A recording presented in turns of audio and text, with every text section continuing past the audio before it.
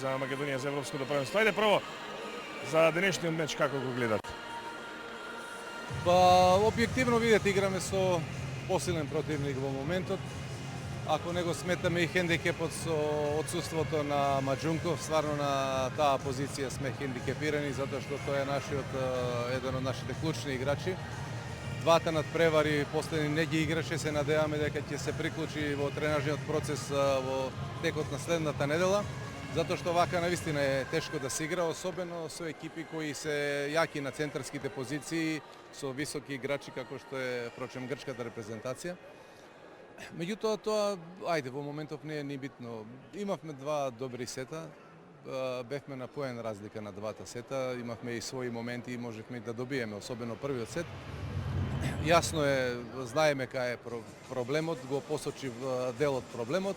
Меѓутоа имаше и добри моменти, особено надпреварот со Египет беше исклучително добар и квалитетен. Тука покажавме одреден квалитет.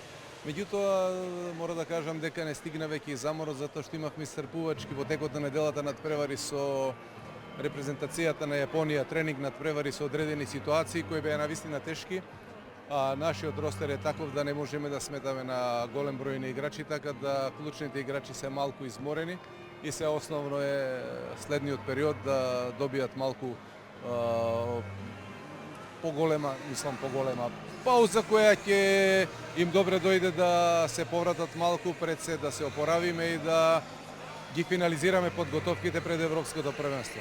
Одигравме голем број надпревари и реков, имаше и добри надпревари со одлични моменти и јасно е дека во тие надпревари, впрочем како и сите репрезентации во моментов, гледате низ Европа се играат многу такви пријателски надпревари во кои резултатите на крај крајева не се ни битни.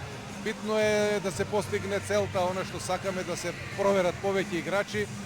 Еве грците изгубија првиот надпревар со Египет, па потоа добија два надпревари поред. Ние изгубивме со Јапонија, па го победивме Египет. Значи на овој турнир кој беше еден од најсилните во моментот кој се играше на овие пријателски турнири и надпревари, секоја екипа победи секоја, така да можам да кажам дека беше добра проверка за нас за Европското првенство.